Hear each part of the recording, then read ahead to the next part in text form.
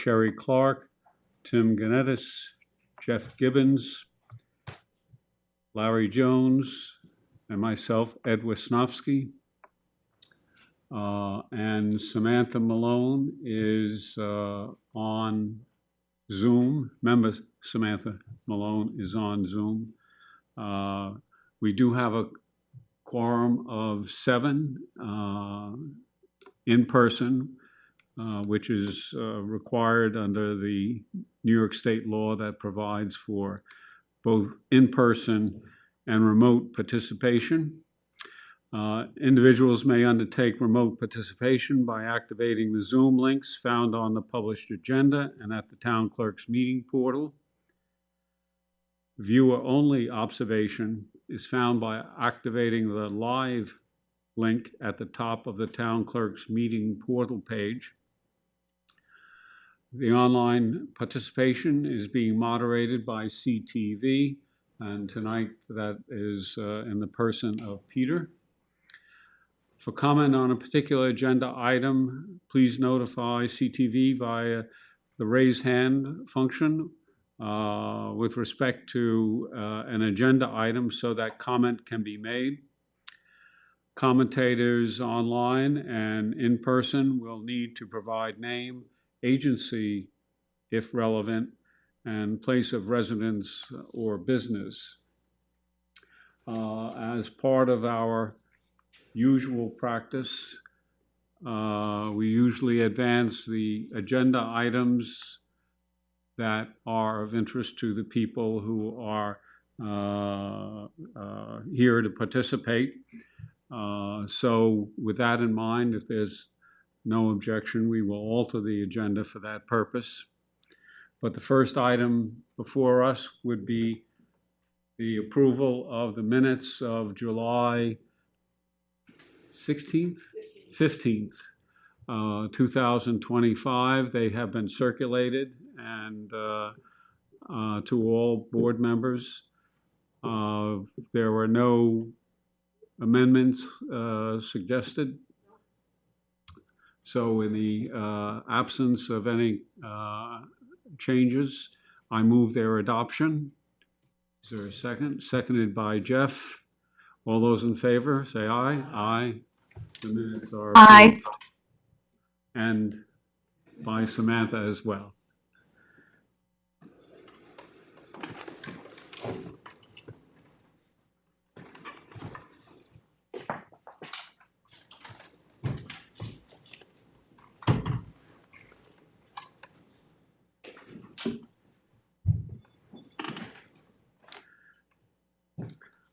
So the first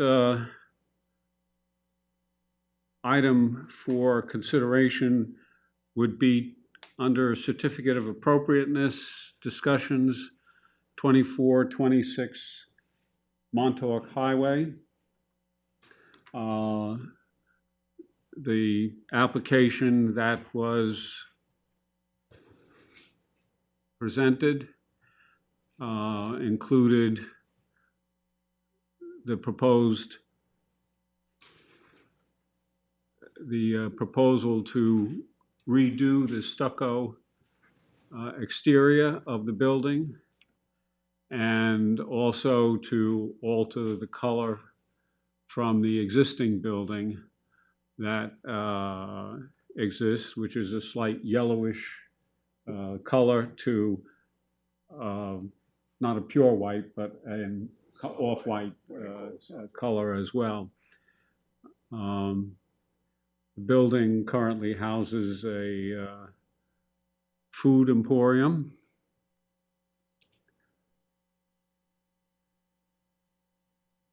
Let me get this looked up here. And as well, the Pilates establishment as well, right in the center of Bridgehampton. The sits next to a parking lot, so there is much of an exterior view on the east-facing facade of the building, and that's to be seen by the public. This is again from the rear of the parking lot, the east-facing view. That is the color being proposed. It's not out of character with, in my view, the colors of the other buildings along Main Street, which generally have white facades on that side, on the north side of the street in that area of the block for, I think, 4 or 5 of the buildings that are there. May I interrupt for 1 second? That color isn't very representative. It's actually much whiter than that in reality. It's hard to translate, with pictures, but it is much whiter. That looks more. That looks great, yeah, but I understand some of the color toning issues that are there. Much whiter than that. Yeah. Right. That's why we presented the actual that. Right. Mm-hmm. Myself, my recommendation would be to approve it, that it is totally consistent with the character of the buildings in the immediate neighborhood there, and that the color change is completely compatible as well. I have a question that's not associated with the issue of appearance. My recollection of this building is that it's a cinder block construction originally, and that the front facade was red brick back in the 1950s, 54, 55, which is when I remember that building from. And the stucco was then, I believed, put over the brick facing for that. Now, the building next door, I'm sure you're probably aware of it, had a collapse of some masonry facade about 2 years ago. 3 years ago. Yeah. A couple of years ago. Or 3 years ago, yeah. 3, 4, yeah, something like that. Right, yeah. And I'm sure that, the separation of the masonry features was not known. And of course, it's been reconstructed and repaired completely. Is there any deterioration that you notice in or that is known with respect to the facade of your building? No, and I'll tell you why. Because when I purchased the building, which was in 1995, and they opened up, I purchased it in the fall of 95, we did the work over the winter, and we literally took it down to the 3 sides. So the facade was completely redone, and it is masonry, which is why we haven't really had to touch it much till now, but it needs some TLC now. It's time. And in that time, the only thing we really had to do was a new roof, new HVACs. So no, our facade is completely separate from what happened next door, which is a good question. But yeah, you're right. So no, it's yeah. Yeah, well, the other buildings next door, they were built 1930 or so. I'm sure. And yours is 1950 or 51. At least, because it was the old printing. Yes, Hampton Press and Harold M. Halleck Real Estate Office. That's who I purchased it from. Yeah, yes.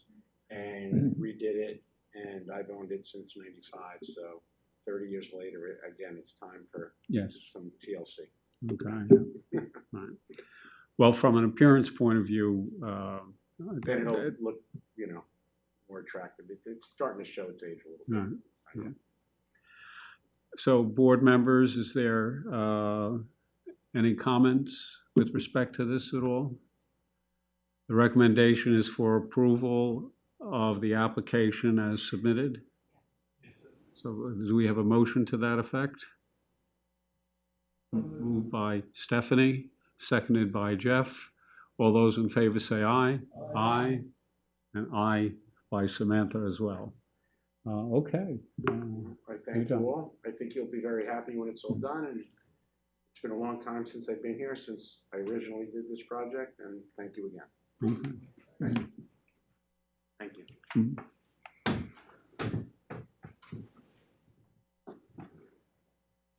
Okay, 23 Corwith Avenue.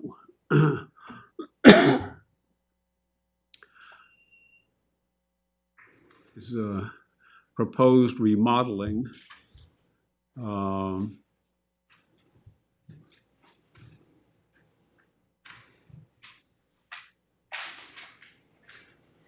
Of a 1914 house.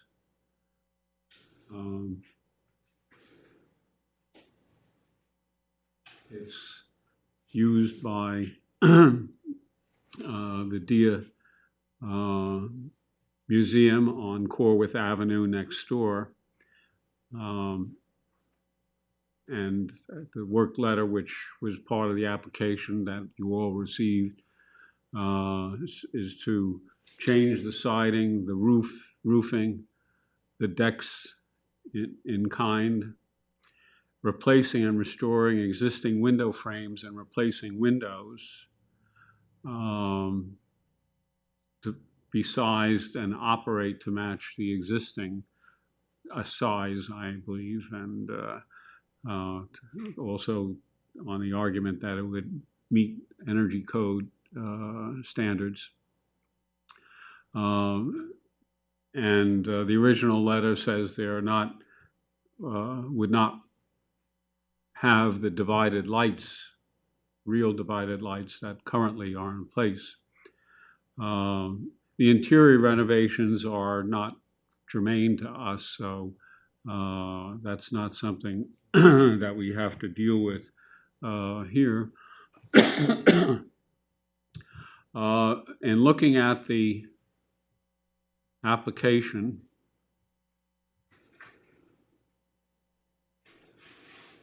and scale down the side. This is the rear of the house away from Corwith Avenue, not really publicly visible, except maybe from a neighboring property.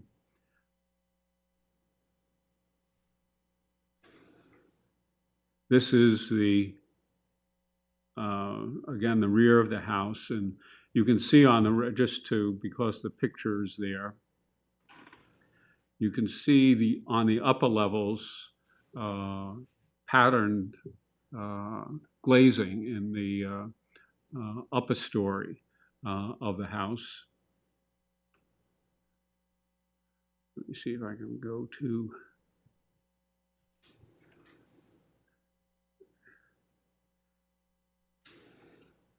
this is another picture of the house. This is the front of the house on Corwith Avenue. And again, you can see the windows are quite decorative in character. The front porch is to be replaced and, and proposed, and excuse me, the columns are not to be rounded like they are existing. In this photograph, I'm not sure that they might have been the original columns, but in any case, square ones were to be proposed on the plans. Can I make a correction? Yeah, in a moment, okay. Just, this is the entrance door to the house as well.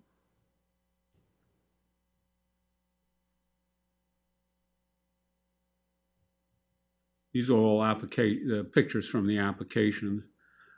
This is the side of the house where it has a bay window component, as well as, again, the upper story character of those windows.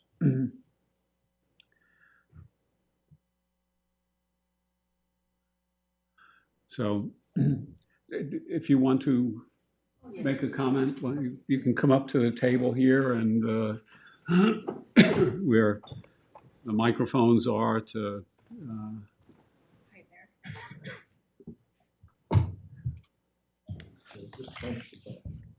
Push the button. I think they're on. It seems If like they're it's green, on. yeah. Can you hear me? Hi. I'm Viola Rouhani. I'm the architect, and I just wanted to, I think there was some misunderstanding about the porch. We always intended to keep those columns and replace them in kind. The square columns was for support underneath because the porch is sagging a little bit. So it would be behind the lattice. Yes, exactly. Right, exactly. Yes.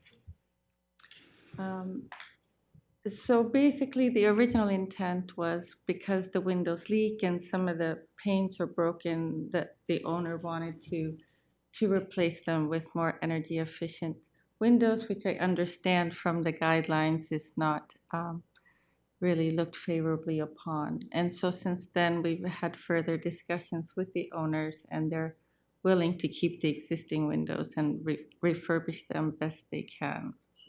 Yeah. So, Now, that's the upper sash on those, on the first level and the second level, have those multiple lights. I'm sorry, make sure your mic's on. the, Oh. yeah, Yeah, that same decorative motif is carried out on the first level and the second level? You know, I think on the first level, there must have been some go-around where either they had already been replaced. Uh-huh. They're certainly not there. Okay. And our intent was always to keep the decorative lights on either side of the front door. So we would now be keeping the windows as they are. The only thing that they ask is they be able to switch out the basement windows, which I don't believe are historical. Those are very leaky and rusty. Yeah. looks like it's broken out down Yes. here on one Exactly. side. Yeah. Do both of those side lights exist on the front entrance? Yes, they Yeah, do. I saw There's one. a kind of a storm door that is covering one of the Oh, okay. side lights in the picture. Yeah, and they do have apparently storm windows on the inside that they use in the wintertime.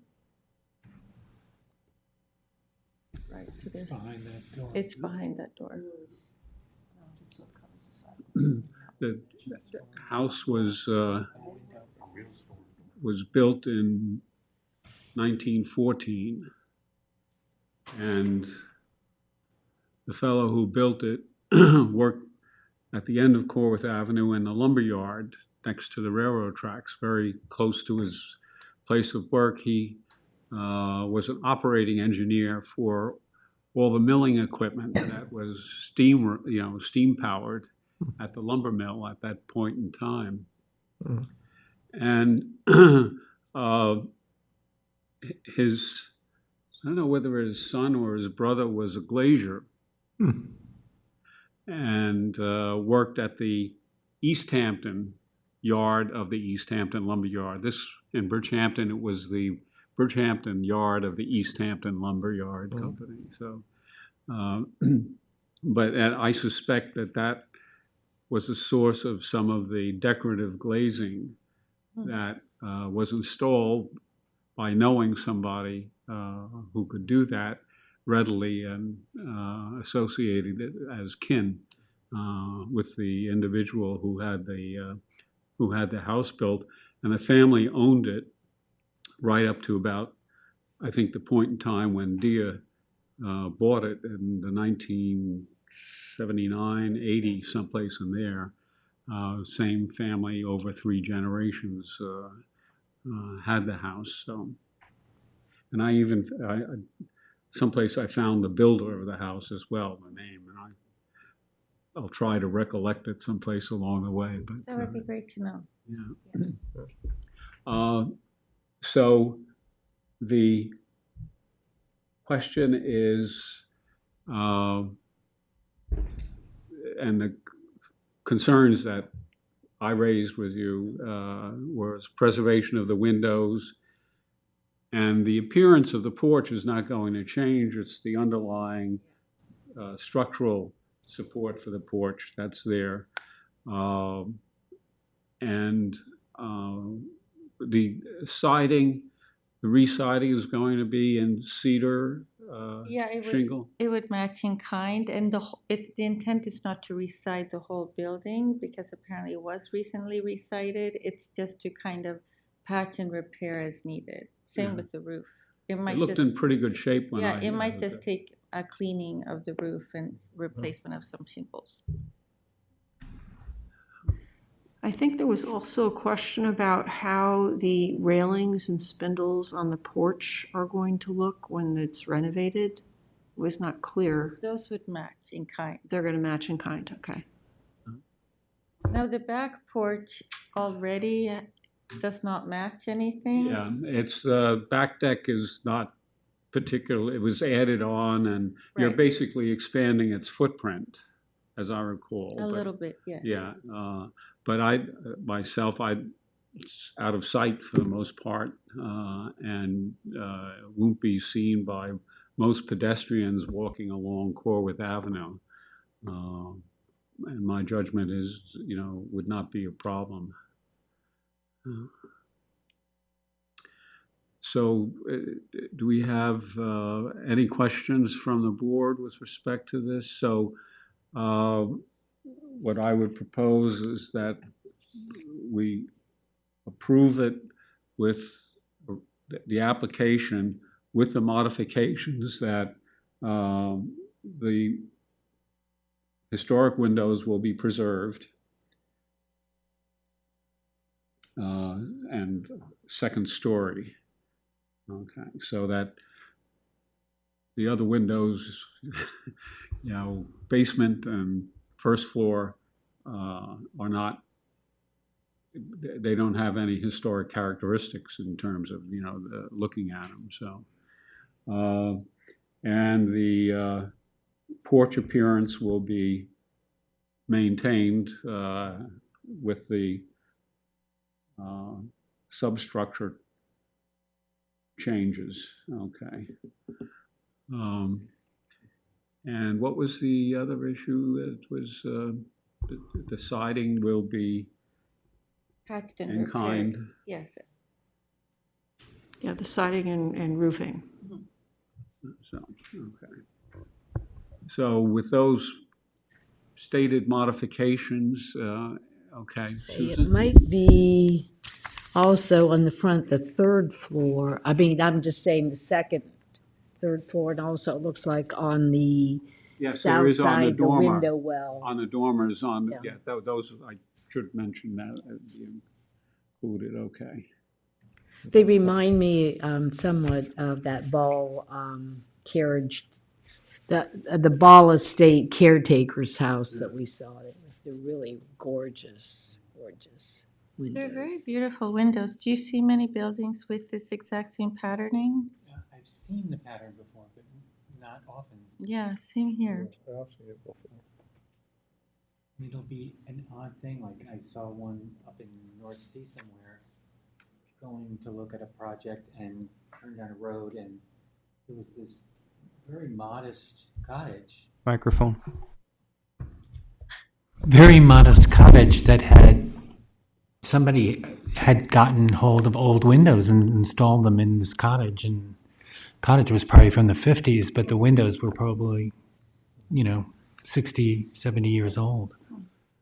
That's kind Even of odd more than too. that, like 100. Yeah. Okay, so, and voila, from the Brooklyn Daily Times, the new residence of John Scheider is rapidly nearing completion and will soon be ready for occupancy. The house was built by William H. Conklin. Huh. A So Conklin. I'll send that along with Okay. the other information. But if there should be a motion to approve, We'll make a motion to approve. moved by Jeff, Second. seconded by Larry. Any further discussion? Hearing none, all those in favor say aye. Aye. Aye, and Samantha approves as well. Thank you. Okay. Thank you very much. Very good.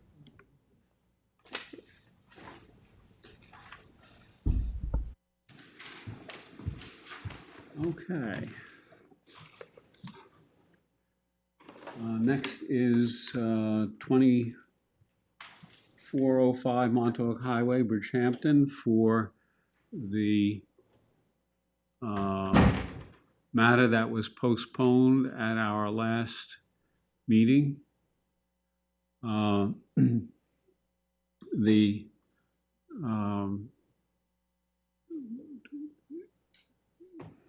and you might have some input here too, I don't know, but anyway. The matter was postponed because the work was done without a building permit and certificate of appropriateness being issued for it, and that it was referred to the building department for a notice of violation of the town code. We face a number of procedural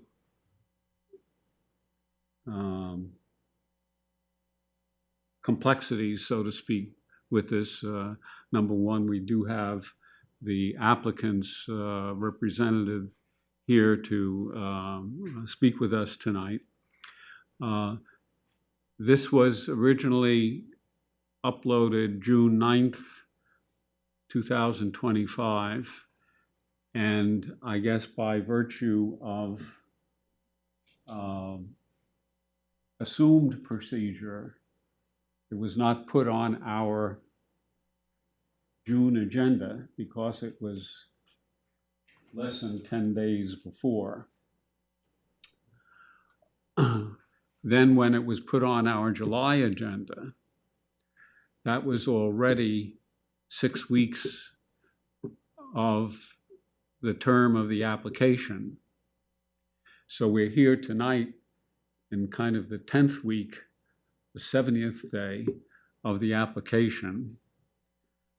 And there's a requirement in the town code that either we approve, disapprove, or approve with modifications within 90 days.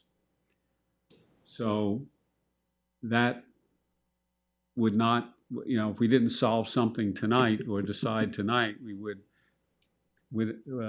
have to think about what goes on in September or beyond.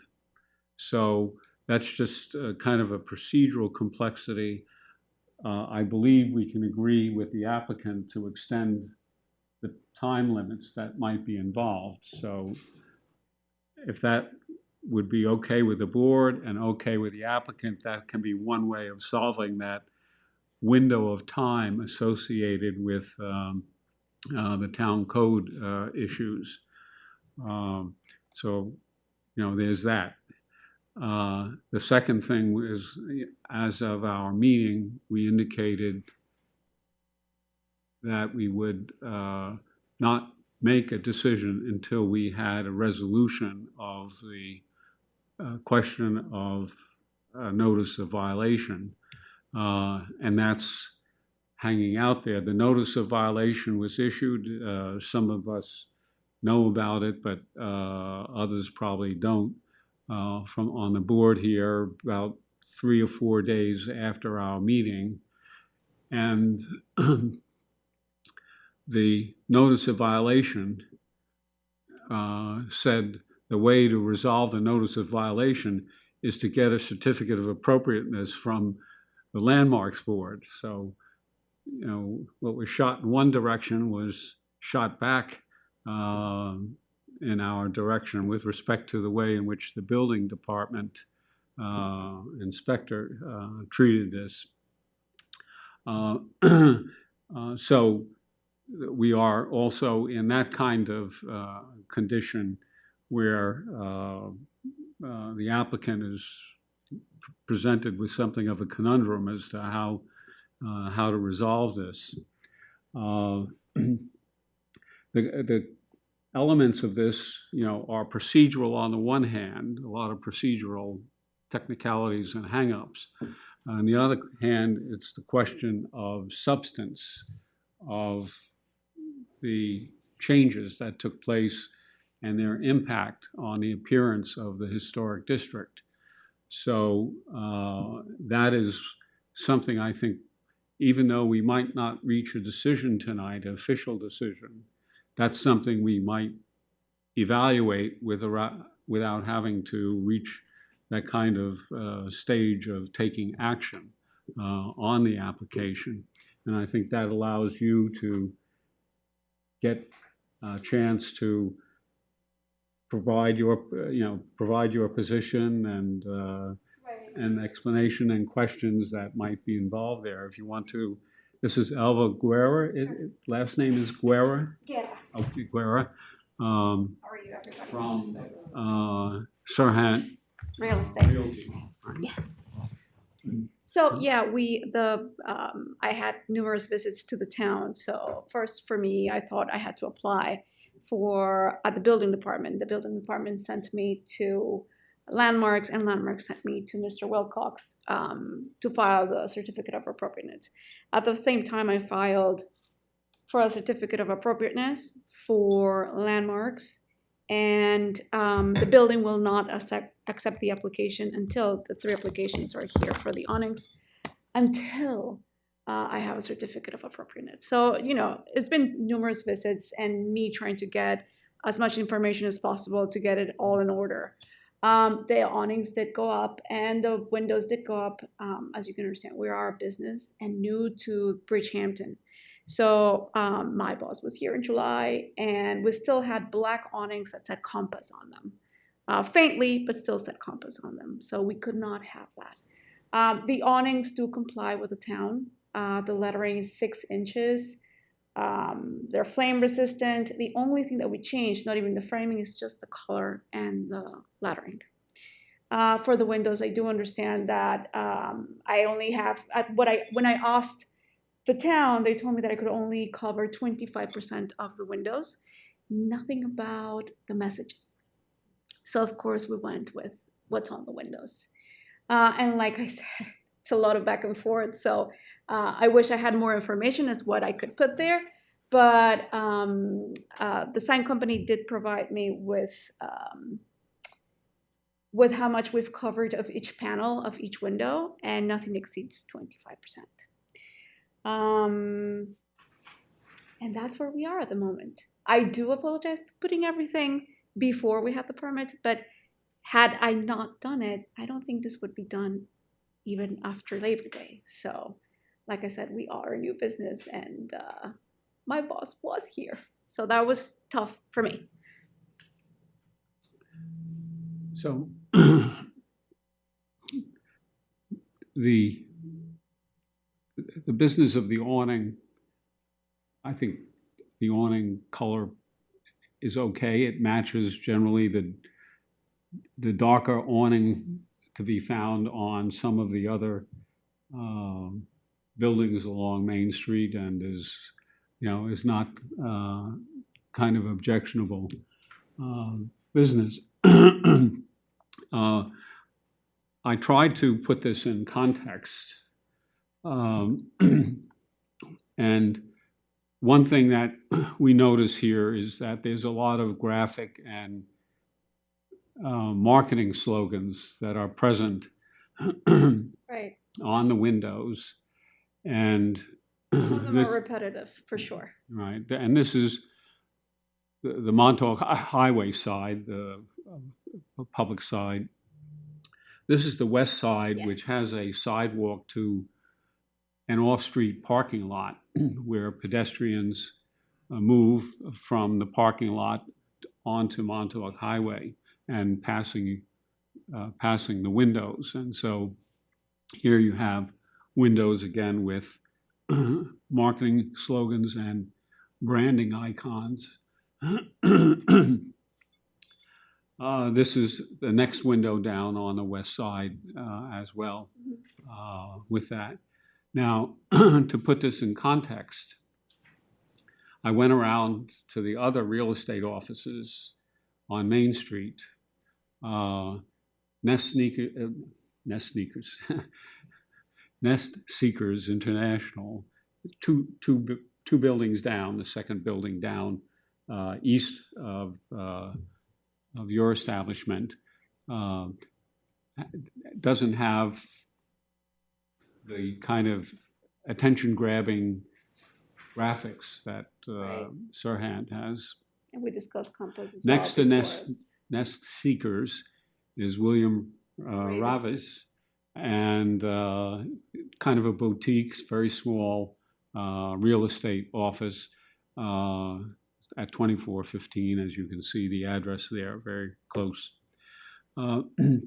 Across the street from you is the Compass Real Estate Agency. This happens to be the building that I mentioned that where the masonry facade had peeled off 3 years ago. And that little yellow piece here is actually the earlier building we were talking about. But you see that there's limited kind of graphic and brand promotion advertising on that. Next, a little bit down from Compass is Brown Harris Stevens. Again, show windows with the real estate for sale or rental, and with an awning basically giving their store name. And Brown Harris Stevens happens to have a lot of windows, all Yeah, of the they're same big. kind. They're very big in that. That building happens to be the old Presbyterian mansion in Bridgehampton that was remodeled and converted for commercial use. That building was 1842, I think. So if you go down to the other end, Douglas Elliman Real Estate, again, their office, again, fairly simple presentation of their realty offerings. This is the whole facade. They're located next to the Starbucks on the east side, on the east end of the commercial district of Bridgehampton. This is Sotheby's, which is not far away on the other side of Montauk Highway. And we actually had the application and approved their awnings and color that you see here now. Here's another boutique agency, real estate agency called The Agency on Main Street, very close. This is the Saunders Building. Oh, yeah, yeah. You know it's close to the church on the west portion and set back without the kind of in-your-face presentations that exist. This is Corcoran, which is no Southampton. longer, this is in Southampton, in the historic district in Southampton. And again, simple, relatively simple and custom presentation of realty offerings without the graphics. This might be familiar. That's the Downtown Broadway, 327 Broadway, corner of Broome Street. This is headquarters, I guess, Yes. for the company. city. As you can tell, they have the same And this design is on the Broome Street side. And as you can see, you can't see the banners so well, but not only do you have all the windows filled up with material, but you have banners floating over the sidewalks as well. So, my sense is that there's really two problems here. One is the attention-getting aspect of the branding of Sirhan Right. versus the sales of the rental and realty property that you have pictures of in the windows, which is basically the way in which the other real estate offices operate. So my own sense is I would not be myself in favor of having those window displays with the slogans there, that they not be there, and that some of the graphics, polka dot art graphics, especially on the front of the building, not be there. The west side, which has the glass doorway in the center and the two window areas there, if they had nothing on them, I think it would be a little too much of a hole, a glass hole, so to speak. And having something, a soft graphic presence there without the kind of slogans and brand advocacy that's there, that would be, to me, reasonable. But Yeah, so I had discussed with Marjorie Riley the last time I came regarding the windows. Like I said, I come, even when I got the violation, I came to talk about what was wrong and how I could fix it. She said the windows were not a problem as long, she asked me to get, when I came, she asked me to get from the sign company the coverage of the windows. She said to me that I could apply for a variance if it got denied. And that's a route that we're looking for. Although all the other real estates have their own thing going on, we are different. I understand we cannot have Netflix on the windows because we're not Netflix, and I can have that removed. Some of the messages are repetitive, so I would love to remove some of the messages that are repetitive. The polka dots, I know that you guys don't want them, but it's part of our branding. It's part of like the company, and it's all over.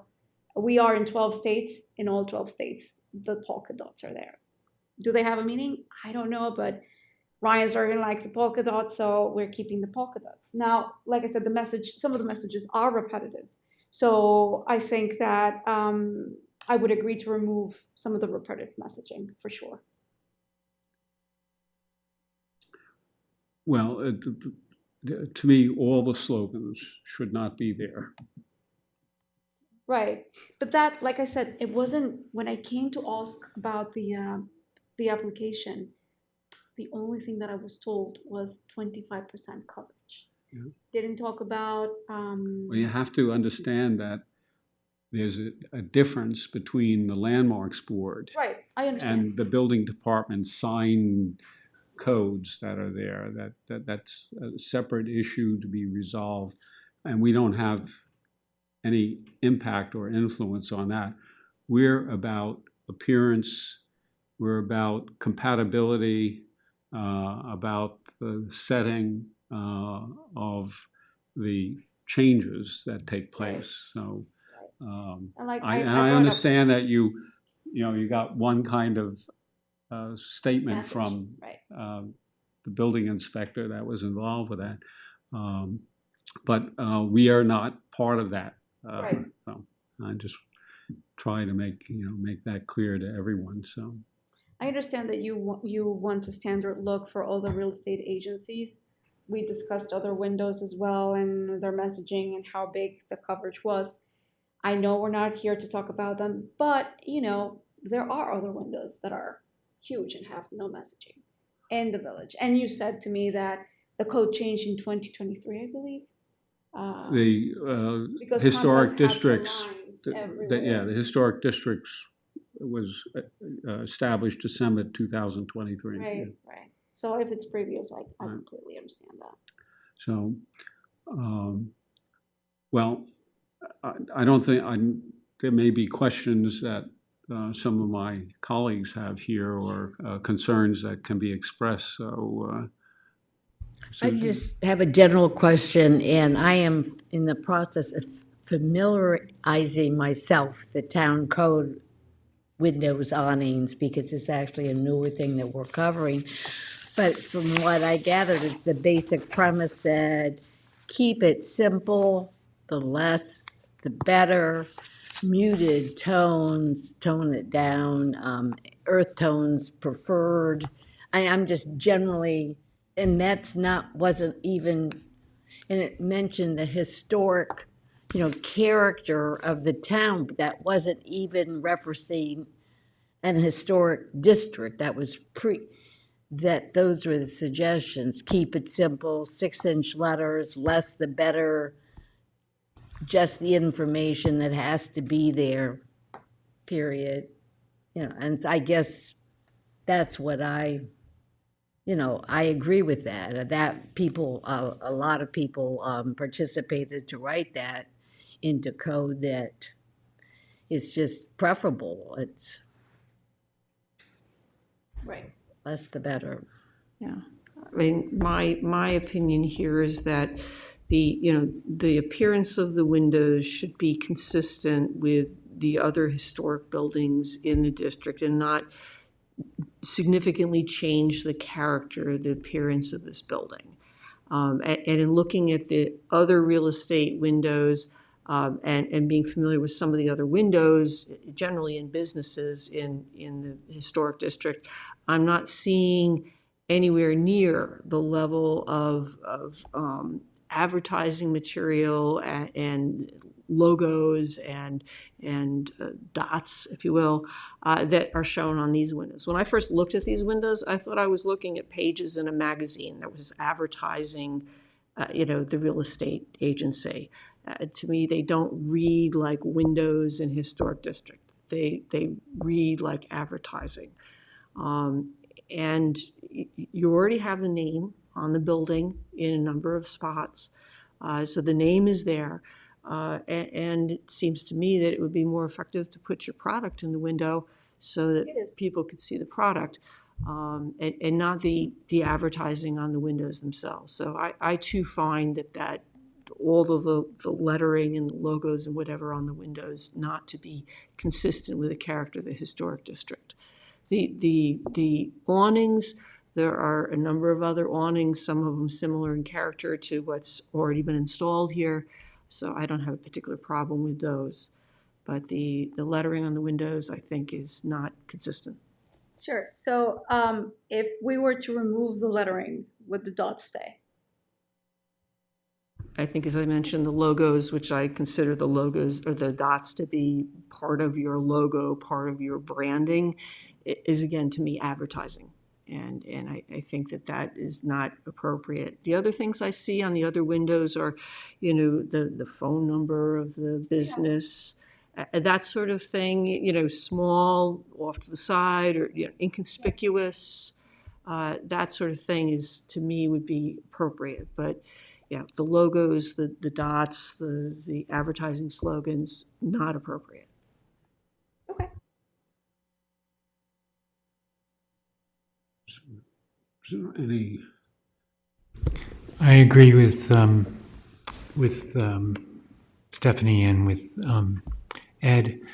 I hate those dots, and they seem like they seem from a different era, and they don't. Future. And when I look at them, I don't think of real estate. I think of like ball playing courts, tennis courts, or things like that.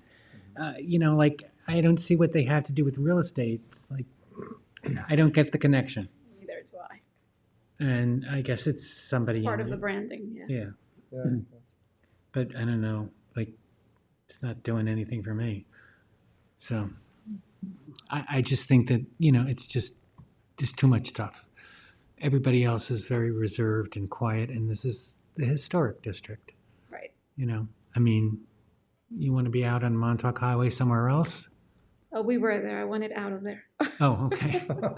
It's nice to be in the village, yeah. Yeah. But I agree. I think there's just way too much, and I'm not in favor of the dots. I think the branding is a tough issue. I mean, no matter what the branding, if it's a bunch of balls or bubbles or whatever, if it's a company branding, it makes, and then you end up in a historic district, it becomes kind of a tough question. But I tend to think of all these decorations on these windows as temporary in a way. I mean, another Right. 5 or 6, 10 years from now, it'll all, or sooner than that can all change in a heartbeat. I agree. And, so I don't know. I mean, I think the idea of that having more glass that you can see through, I appreciate the idea of obviously advertising real estate property for sale and stuff in the windows. Everyone does that. Yeah, those are in the windows, just the side windows are on the west side. There's no way to get in there because the landlord has shut down, like welded the doors together. So there is no way for us to get in there. Yeah. So whatever they did to put the logos there was on the outside, not through the inside. On the inside. Okay. So there are about 5 or 6 establishments in that building. I Yeah, guess. Yes. yeah. So, Yeah, that's something Marjorie also told me. All the signs on the side have to be removed, and I said that wasn't me. yeah. Yeah. No. I told him that they needed to be removed, and he took an issue with that. And I said, well, you need to go to the town. So, well, probably some of them predate the historic He district. did say that. Yes. He did say that. Yeah. So, I mean, they may be removable for other reasons, but not for historic district regulation if they're pre-existing. So, Yeah, he said he's had them there forever. well, to move this process along,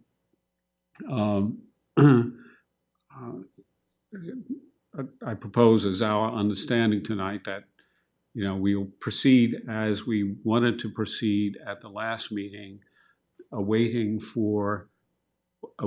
the determination of the building department's violation notice and that process before we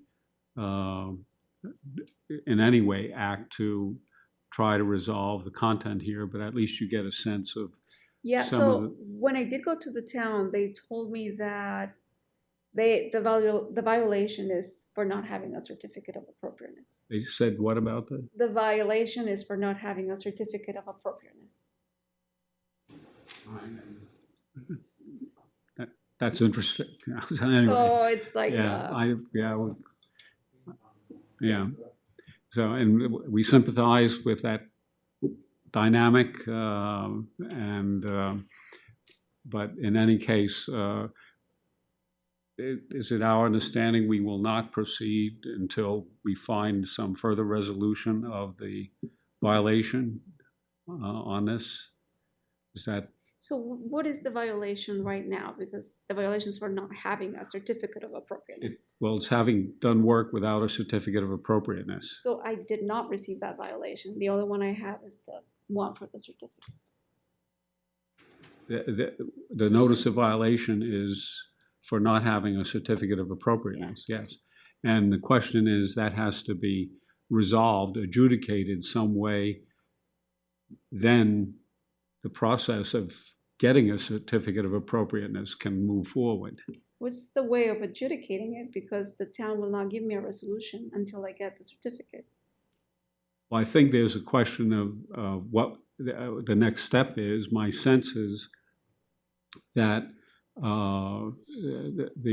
there may be a notice, legal notice from the town that they are going to Send us. issue a summons, and then it goes to the legal department to figure out how they're going to process So it. we'll wait for that process. Yeah, and that's beyond our influence at this point in time. So,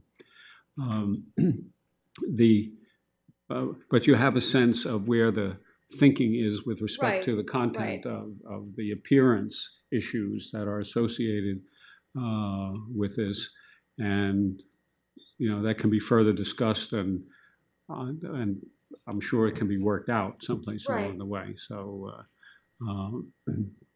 the ultimate kinds of penalties that can apply here is that in theory an order can be given for the work to be undone, which would not be a suitable resolution. I'll just wait for the town. Yeah. Should I ask our landlord if he received anything? Should you ask our landlord if he received anything? Because we have not. He has not received anything. Like, oh, Do you have any? I've made it a point to come to the town as often as I can to check that everything is okay, because I want to make it right. But I have not received anything from the town, or in my last visits heard that anything else is besides the violation for the certificate of appropriateness. Yeah. That's all there would be at this point. Okay. So with that understanding, what we need to do is in order not to have this window close on us because of the 90-day period in the code, is the board willing to consider an extension of the application, and is the applicant willing to extend the application consideration?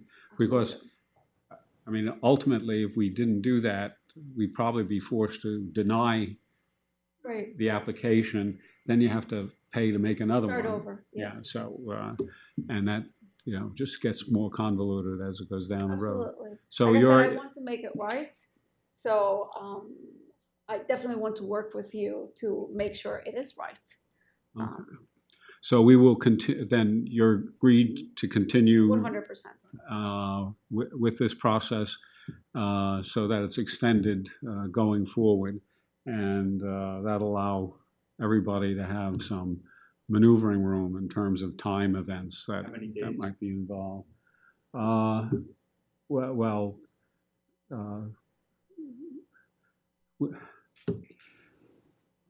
My sense is that the town court goes on vacation at the wrong time.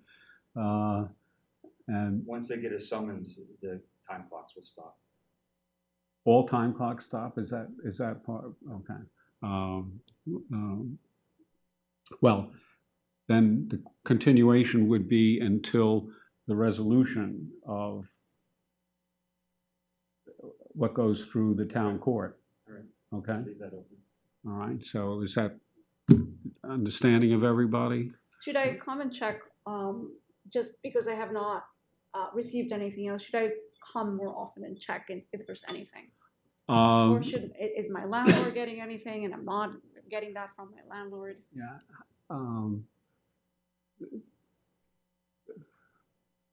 The question is, the summons gets issued. And then I guess there are appearance instructions and dates associated with this. I don't know whether the landlord gets the summons also, or whether it's just the Okay. tenant. But if they get it, then they'll have to appear in court with you. Yeah. Hmm. So what I'm going to do is keep coming here and check. Well, Because I if, don't- if you don't get a summons, they're probably not going to either. Okay. Yeah. So, So, yeah, I think you just need to look to see if you get the summons. And if we don't get anything, what happens?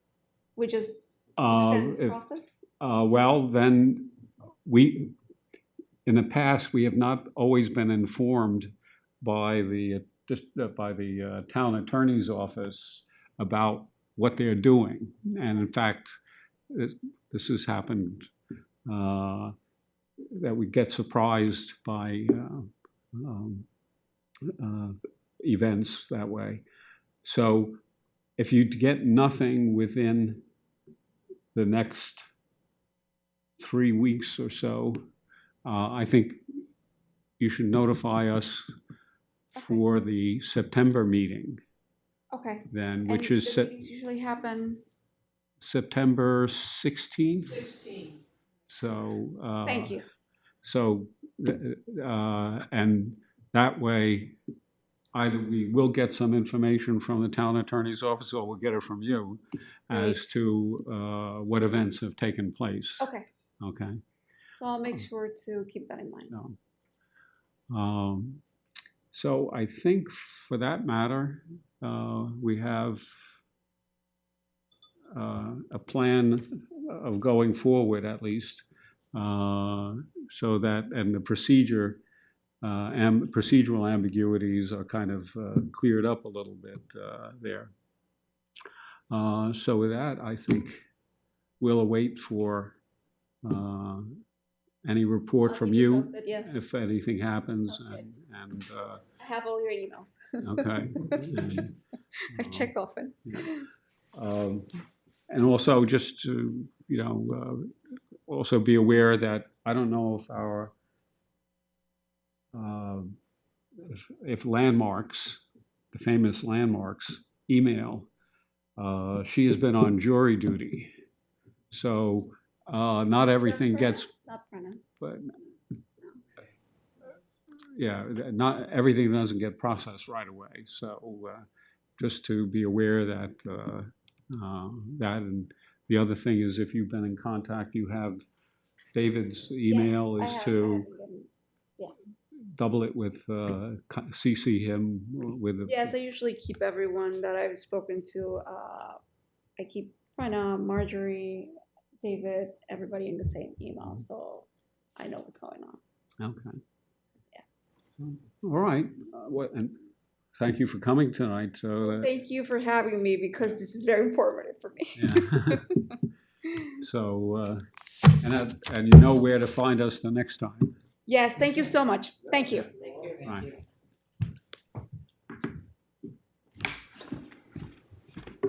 Okay. Next on the agenda is the Hampton Library, which is not something that we have to deal with. I don't know if you got the message at all, but that there's no review required by the Landmarks Board because, in fact, there's no impact on exterior features of the building. I got the message, but the architect that filed the permit said we did need something from you, and that's why you're on the agenda. I'm not sure what I do need. That's why I'm here. For the permit to do the work. Do I need something? Probably just need a response to the construction application that was submitted, a response to the building department. Well, yeah, I was asked explicitly about it, but it may, Renee, there's no official response that was made, so a piece of paper can be filed on it, certainly, just to confirm it.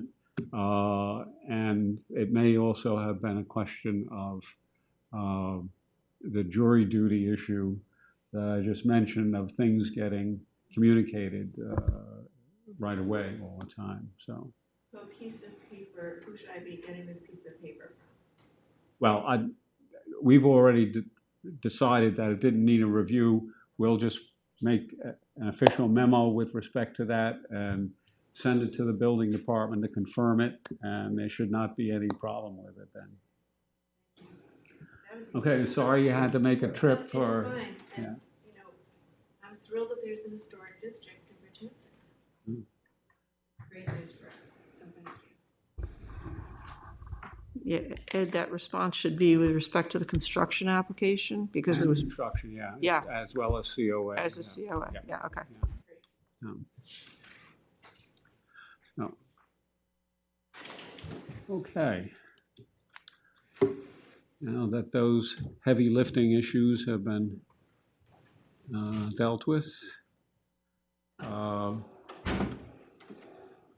we have, because we had no demolition permit applications this month, 26 Benita Road, East Quogue was reviewed by Stephanie and Bill with respect to the date of the building. Correct, and it's not pre-1941. It's therefore there's- afterwards. So the flag's been removed, and there was no need for us to review this. So, done. 23 Corwith Avenue, we've already dealt with. 10 Pearson Court Watermill. And Susan and myself reviewed it. And Susan, do you want to report on it? Ed and I both agreed that it did not warrant a review, even though, I mean, the background, it was an accessory structure for the Suffolk dairy. It was the William Pearson dairy farm. And this apparently was the water tower in the back. If you go down Cobb Road, you can see the barns, which there is a conservation easement on that whole side. And the water tower sits behind it, so you really can't see it from Cobb Road. But if you turn down Pearson Court, and that's the picture you see, it's in AKRF, it's on Watermill 9, and it's listed as 4 Pearson Court. You can see the watermill on the left and the barn on the right, but that's because you're down the little subdivision street. And that's how I viewed the house, because it is right there. It sits in an open field, and they want to replace the deck and enlarge it, do a minor expansion of it. It's going to be timber tech.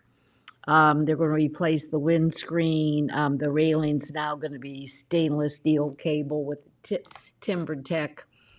Even though it's more contemporary materials, it's pretty much irrelevant because it sits back and they have a deck and they look at barns and fields back there. So anyways, it's actually just replacing something that's already there. Yeah, there we go. That's the house of, which was a former water tower. And the decks, as you can see, the deck is there on the building right there. These are the old dairy barns from 19... I had 1900, I think, on that. Yeah. So, and as I said, there's a conservation easement. The Pearson used to live on the opposite side, along with his partners from Brooklyn in the dairy. So I think I circulated the report, so don't have to spend any time on it. But an interesting little structure in and of itself. I think across the street, the one that you're looking on the left, that was Elihu, his dad, I think lived there, and it burnt down. And I think William's house is still standing. It's right directly across the street. Where you see that circle, no, to your, right up there. I think if you go up to, put your little marker right up there to on the right of, okay, go to your closer, no, the other direction. Down, closer to Cobb Road, the one right on Cobb Road. Okay, go down a little bit, down. Okay, right there. That is the William Pearson house, and Ellie's burnt down. But anyways, we agreed that it's a replacement and slight enlargement, and it didn't warrant review. So Ed took care of the response. Thank you. Okay, so back to the agenda. 2405, 10 Squires Terrace, Hampton Bays. This is a house in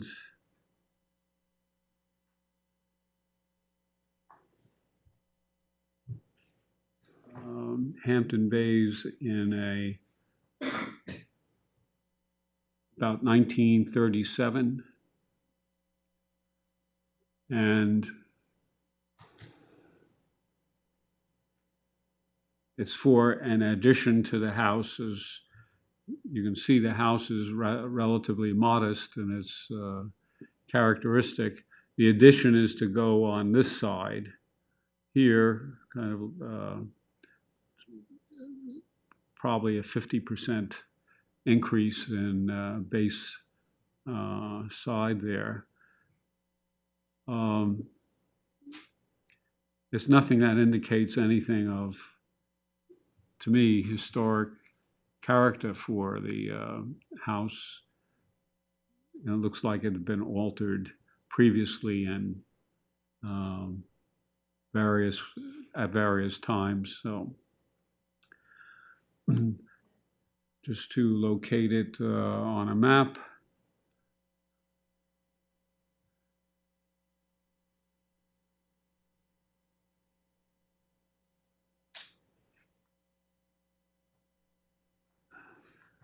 As you can see, this is up near Squiretown, in Hampton Bays, close to Peconic. There's no historic neighborhood context for it, all small properties. And I don't think there's anything to object to in terms of the addition that they intend to add to it. Is any comments about it?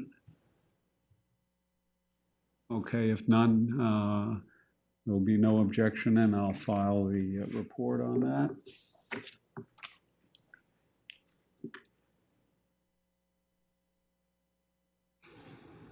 So, okay. We can go back to the agenda here, which 2405 we've done, 2426,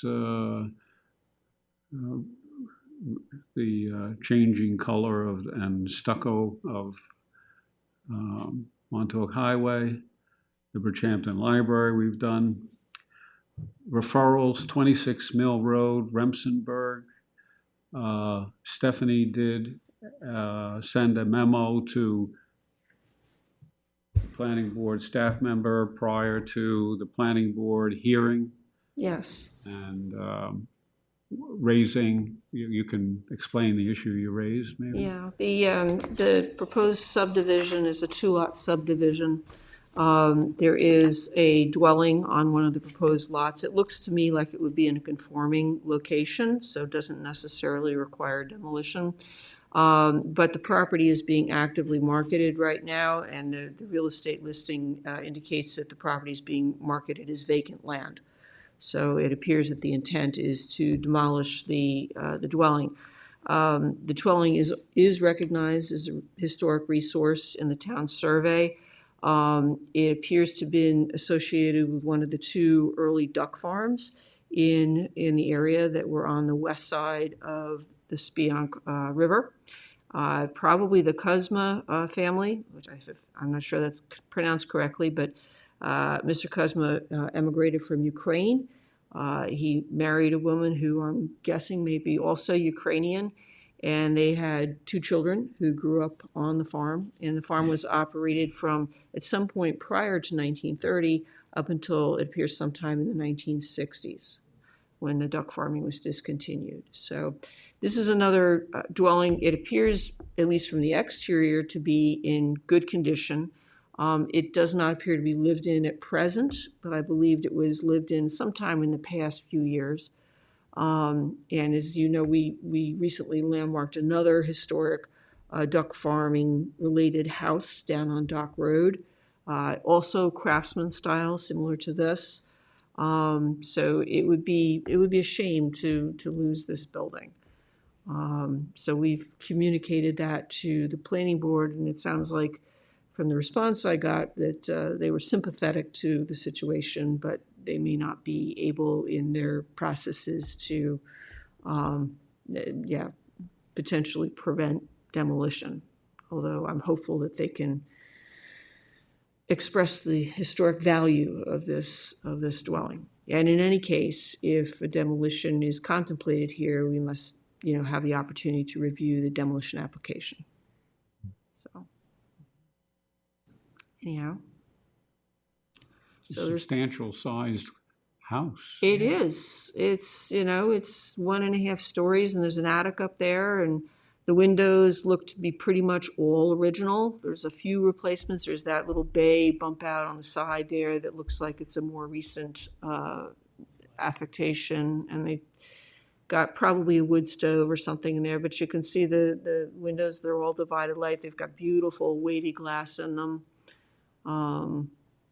It looked like they may have had a deck at one time on that flat roofed addition. There's a door that's been installed there where there was likely originally a window. It's got this very nice half-round windows up at the attic level. So I did not get in the structure, I didn't go in, but I saw it from the three sides that are visible from the street. This is directly across the street from our elementary school, so it's a very familiar house in our community. There's some trees out front, but nothing that really obstructs the view on either the street-facing side or the two sides of the building. So it's a very nice structure. The roof looks to be in good condition, and I really didn't see any signs of a need for demolition here. Was that, on this, on the left side, first level, with those sets of three windows wrapped around the corner too? It's got Microphone. three windows on either side of the door. Was that a porch? It's possible that it was originally a porch that was later enclosed, but if it was done fairly seamlessly with the rest of the house. So again, I didn't go examine the foundation and certainly haven't been inside. So, but that's a possibility. Didn't have a chimney. I did not see a chimney, but then again, it may be coming out of the back roof. Other than See if we, yeah, it is. It's a very nice house. It's got the brackets under the roof. It's got the rafter tails sticking out. But I think the windows on that front there, whether they're porch or not, they're all wavy glass. So if it was enclosed, it was done at an early date. can't see a chimney from the old photographs, no. They weren't originally built. Yeah. Could have been used window. Well, it's not an application yet for demolition, but it's No. certainly seems to be at risk. Yeah, it would seem to be at risk. Subdivision, no. Yep. What is that stair window that's, on the second level in the middle, it's dropped down, that one? That could be, yeah. The door on the first floor is also dropped, so like halfway between Microphone. the first floor and then Mhm. That continue upper up. gable window's kind of sweet. It looks like Yes. brackets coming right down in the top of the window. Yep. Right here, and that matches the other side too. Yep. All these brackets. You asked whether or not that was originally a porch. It would seem to me to be kind of difficult, given the ends of the rafters out there and the fact that the brackets kind of match. Yep. Right down to the edge. Yeah. It's not atypical of that era to have Yeah. a sun enclosed porch like that be from the start. No. Big, is it just because of the massing? It's just like. It is a big house. For that era, it's a big house. And then the rafter tips are those, the ends of the, decorative at all? Or just- No, they look just to be straight and sawn on. What size do you think the window lights are, like 7x9? It wouldn't be smaller than I don't think so. Yeah, 7x9 might be reasonable. They look to be rectangular rather than square. that. It's a very nice house, and it was a large house for the era. My guess is with that side door that they may have had farm workers living there as well, because it was a 4-person family. Yeah. So they may have had, an entrance for workers. It was a good report, Yeah, and, well done. thank you. Well, hopefully it gets some sympathy somewhere. 97 Fanning Avenue, I sent response back to the planning board in order to make the public hearing that was scheduled there. That was a subdivision in Hampton Bays, attempting to make a flag lot out of this property here, kind of awkwardly configured a little bit because there's an existing garage that's set back away from the house in front. But this neighborhood also is made up of small properties. This happens to be a little bit larger property than the surrounding properties there, and it's being utilized, obviously, for sale for a second residence. But the neighborhood does not have any historic resources nearby and did not show any kind of historic character that would be part of a district of any kind. So I express the opinion that we would have no objection to it. So we face this time problem with the twice-a-month meetings of the planning board and the ZBA and our once-a-month schedule. So those windows make for once in a while some complications trying to address them. 248 New Light Lane. This is a referral from the state, from SHPO, for a state and national register listing for the Corwith Jones farmhouse, which we landmarked in 2022.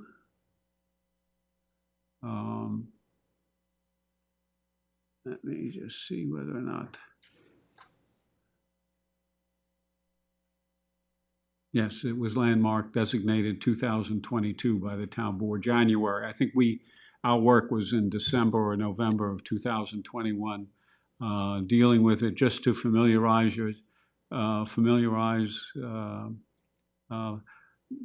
ironically, our new members might not be familiar with this. Samantha might not be familiar with it, but Larry would be familiar with it. This is a farmhouse that basically has two components. One, a very old original house that was later added to with a larger volume in the Greek Revival style, this portion. And this gives a better picture of it. This would have been the original house, maybe early 18th or late 17th century. And then this built in 1840s or thereabouts. So we landmarked this, we recommended it on a couple bases from our own criteria. And just some pictures of the interior. Has some period features to it that still remain. Fireplaces of ancient origins, as well as plank floors of olden times. So it has a good deal of integrity. This is a garage with an apartment that is part of the property, but not part of the historic character of the place.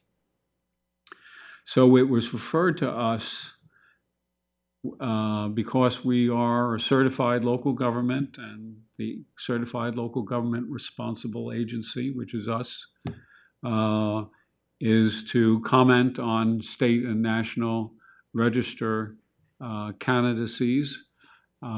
This candidacy arises from a nomination made by the owner, and it was documented very well by Zach Studenroth, who worked on behalf of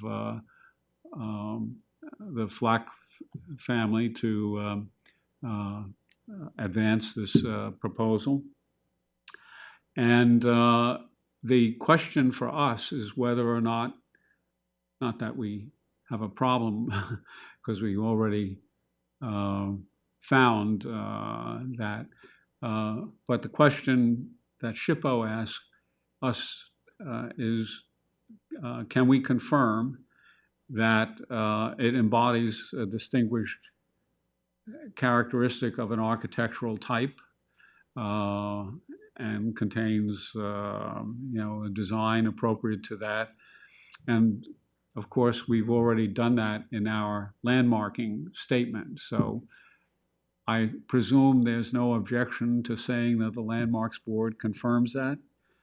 Okay, from that consensus, then this paperwork has to go to the town supervisor to endorse before it goes to the nomination for the National Register.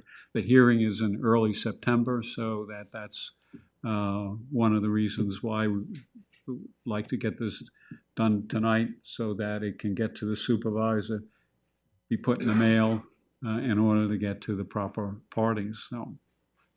So with that, we'll consider that then, that agenda item closed.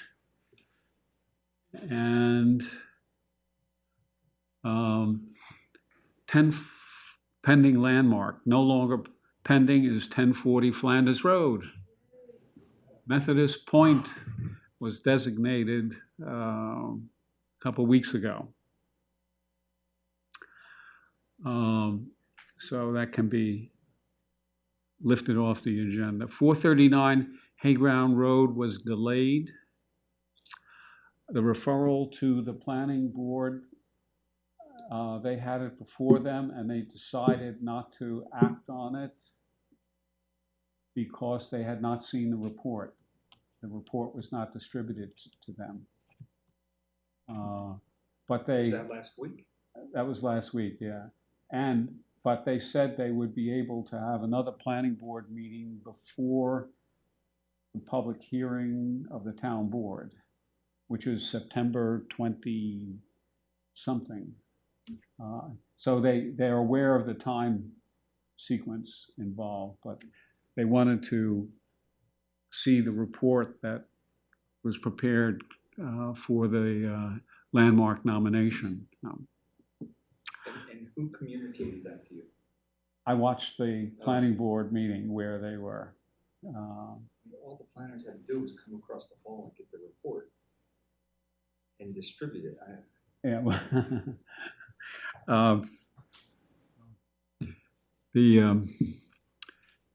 Anyway, it won't change. It appears it's not going to change the town board's deadline for the agenda that is to occur. 292 Majors Path is on pause at the owner's request. 65 Old River Road is still a task I have to complete. Stony Brook Southampton Windmill is on pause with respect to other activities that may be taking place. 11 Walnut Avenue, East Quogue, is an easement offer has been accepted. Yes, it sounds like for both 11 Walnut and 149 South Country easement. For both 11 Walnut and 149 South Country easements offers apparently have been made. And it sounds like we, as a board, need to reaffirm our recommendation for landmarking of these two structures. I haven't laid eyes on 11 Walnut in a while, so it would be probably a good idea for Bill or I to take a quick look and make sure that there's nothing that would change our prior recommendation. I see 149 South Country Road all the time, and from what I see, there's nothing there that would change our recommendation.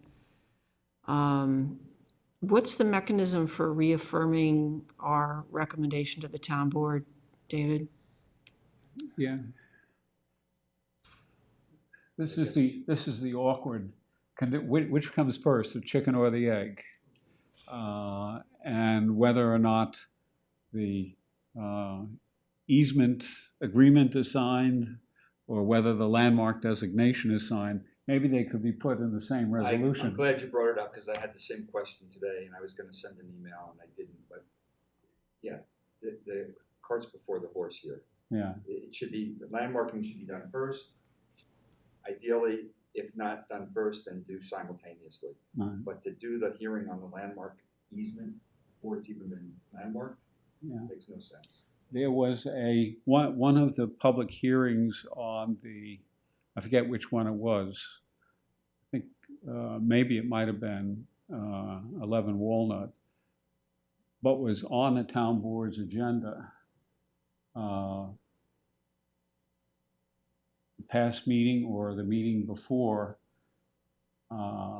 for a amendment to the CPF plan to, do historic purchase, preservation, amendment to the preservation plan. And it was withdrawn, the resolution was withdrawn because it was not properly noticed. So it was dropped from the meeting agenda when they did that. But that's my recollection of one of these. I think it was 11 Walnut. But To address your question, Stephanie, I think we just send another memo to the town board Okay. saying that the landmarks board recommends landmarking. Okay. and referring to the original document. The problem with these is the length of time that some of these things are going, because some of the town board members are so new that they do not know about the sequence of events that taking place. And we, having had this business that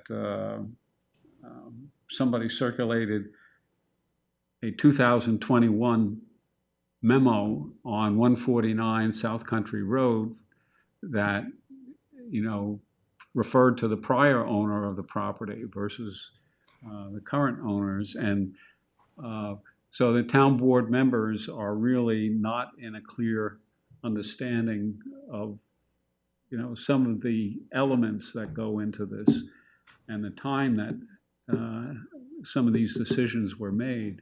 Well, I think actually for 149 South Country, our recommendation was made when the current owner owned it. 2023. Yes, Yes. that's, I sent that. No, it was 2021 that the recommendation went. well, that's No, that's the original one. Correct. And then we re-looked at it after the house was renovated and under the current owner, when the current owner owned it.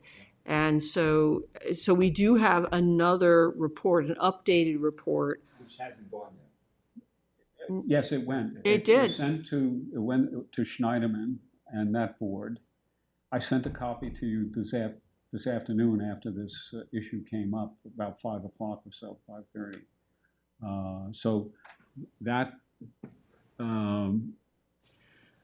Yeah, we should have the prior report, the one that was most recently sent. We had a recommendation that was sent, I believe, at that time. The Yeah. 2023 recommendation was in draft form only, it was never sent. Oh, okay. The 2021, January 2021 recommendation was sent, which was the application of the original owner, Okay. the prior owner. Right, and that's all moot. Well, the house has been renovated, so it's, Yeah. it's got, It definitely needs a new referral based on the application from the current owner. this is February 27, 2023, to Schneiderman Town Board, from the landmarks, and does the description. And No, that's that PDF right there. yes, Scroll up to the top. February 27, 2023. Oh, you just sent this before the meeting. Okay. Yeah, I haven't but- seen that yet. 6 o'clock. Okay. Yeah, okay. So, All right, I don't know where you found that, because I couldn't find it. All right, so it's been done. yeah. And so That's fine. I think we just need to send an email again with the report, the prior recommendation, and another short thing saying we continue to recommend. Yeah, I think you need to give a little bit of a timeline associated with the events associated with this, so that, further confusion about who is being talked about for landmarking Okay, is, you don't get more complicated with that. okay. Uh, How about I run the letter by you? Okay. Make all sure right. it's clear. So we should probably do that for 11 Walnut and for 149 South Country. And actually, at the same time, if they're all done with CPF, having the agreements on the easements, if those things are in place. Yeah, and I think the only thing left to do is just do a quick drive-by on 11 Walnut, make sure that nothing's changed there. Okay, so All we'll right. wait for that too. All right, so I'll try to get those done next few days. Okay. They've been on the agenda so long, I'll miss them. I Hmm. can bump the font back up in size. And 29 Dock Road, of course, is associated with the extension given for the 2023 Landmark Maintenance Award, which we'll have to wait for them to, I think, initiate any. Yeah, kind of and I've activity. reminded the property owner that, the work needs to get done so we can close this matter out. So I don't know if it will get done this year. Right. And I will say that I sent an email to the North Sea Community Association for the Schoolhouse Landmarks Maintenance. I did not get a response. I was asking for just some invoices that, would confirm the payment involved so that it can be sent to the sent for a resolution authorizing the payment. So that's out there yet too. The other matters are basically certified local government activity. Tomorrow is the famous summer session for the National Association Preservation Commissions, which can be viewed at the time if you signed up for them, or later afterwards. So I'm sure you'll be getting, as I have been getting, multiple links associated with it. What time does that start? 10:30? 11:30, I think. Yeah. 11:30 tomorrow, but it's earlier Thursday? One day it's a half an hour earlier. Yeah. I forget which day. No. But you don't have to, as long as you've paid and registered for it, you'll be able to view it, I think maybe for 90 days or something. Yeah, I did that once before on one of those. David, so if we have our paid receipt, we wait for the confirmation and then send them to you? I don't know Or, how they're gonna do a confirmation, because what if you don't actually attend the live session and you watch it in the future? Well, you still get a confirmation. Yeah, I got a confirmation that way, and I don't remember how I did it, but I sent some note to the woman, told her I just watched it, and it was a week or so afterwards, and they sent me a yeah, they confirmation. send a confirm. Yeah. Okay. So yeah, I guess wait for the confirmation to submit that for reimbursement. But do you want to send it to you, or do we You can send? send it to me and I'll forward it on to Okay. Jim in the admin office. She'll get the controller to write a check. So Samantha, do you have anything for us to consider? Nothing for me. Okay. Well, we hope you get over your cold soon. Thank you. No. Do we have anything else we should consider? Hearing not, the meeting is adjourned. Thank you.